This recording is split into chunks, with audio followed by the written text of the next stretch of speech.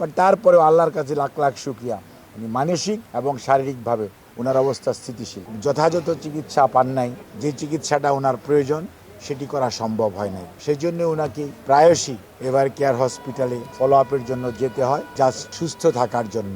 চিকিৎসকদের পরামর্শ যেহেতু হয়েছে, সেই জন্য উনি আজকে আবার বাসায় ফেরত এসেছেন। আজ আবারও আমরা আপনারা দীর্ঘদিন যাবৎ ওনার চিকিৎসার ব্যাপারে দেশবাসীকে যেমন দেশবাসীর জানার আগ্রহ রয়েছে, তাদের কাছে যেমন আপনারা ইনফরমেশন দেন, অন দি আদার হ্যান্ড দেশবাসীও ওনার জন্য দোয়া করেন আপনাদের মাধ্যমে। সেই জন্য উনি সবাইকে ধন্যবাদ এবং কৃতজ্ঞতা জানিয়েছেন। অ্যাকচুয়ালি ওনার পরিস্থিতি তো আপনার এমন না যে উনি এক্সট্রিম মশার কয়েল প্ল্যান্ট ফাইবার দিয়ে তৈরি, তাই সহজে ভাঙে না, সুগন্ধিযুক্ত ও নিরবিচ্ছিন্নভাবে জ্বলে। ডেঙ্গু, চিকুনগুনিয়া বাহি সহ যে কোনো মশার বিরুদ্ধে দেয় এক্সট্রিম সুরক্ষা।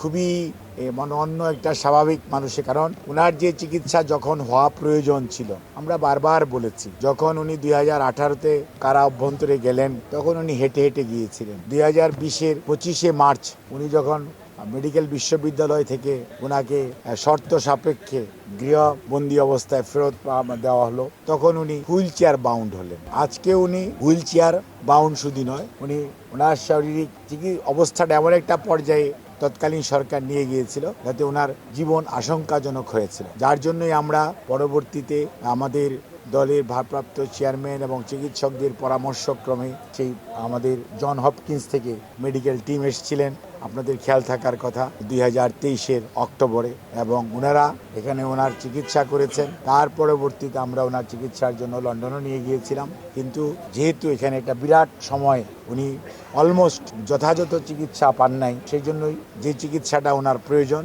সেটি করা সম্ভব হয় নাই। সেই জন্য ওনাকে প্রায়শই এভার কেয়ার হসপিটালে ফলো আপের জন্য যেতে হয়, জাস্ট সুস্থ থাকার জন্য।